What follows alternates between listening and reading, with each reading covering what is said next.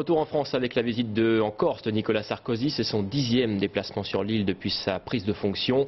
Et avant son départ, le ministre de l'Intérieur a réaffirmé qu'il comptait poursuivre la lutte contre, je cite, les dérives mafieuses de certains nationalistes. 200 d'entre eux ont d'ailleurs manifesté hier soir devant la préfecture d'Ajaccio. Sur place, on retrouve Stéphane Grand et Guy Sabin. C'est la passe de 10. 10e voyage sur une île ô combien mystérieuse, où le scénario sarkozien a connu bien des ratés depuis le non-référendum. Alors, le ministre de l'Intérieur s'offre une séance de tableau noir avec les élus pour remettre tout le monde au travail. Et ressort au passage son nouveau refrain. L'État, et lui le premier, part en guerre contre le système mafieux.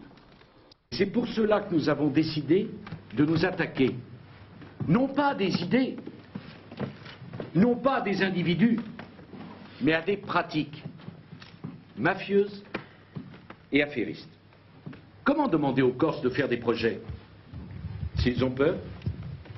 Si l'argent qu'ils gagnent est détourné par le racket?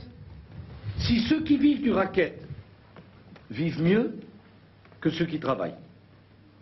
Plus de réforme institutionnelle à l'horizon, Nicolas Sarkozy se veut désormais le bienfaiteur de la Corse, à coup de subventions avec le plan exceptionnel d'investissement, qui prévoit d'injecter 2 milliards d'euros en 15 ans.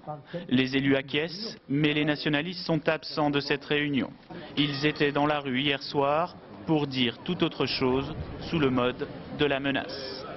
Soyez assurés, M. Sarkozy, que ni les coups de bâton, ni les tentatives d'intimidation dont sont victimes nos militants et sympathisants n'entameront notre détermination. Libertà per tutti i patriotes. Aux mises en garde, Nicolas Sarkozy répond aussi par la fermeté. Il visite actuellement le commissariat d'Ajaccio. Cet après-midi, il se rendra à la gendarmerie de Propriano, mitraillée début septembre, histoire de redonner le moral aux forces de l'ordre, souvent la cible d'attentats en Corse ces derniers temps.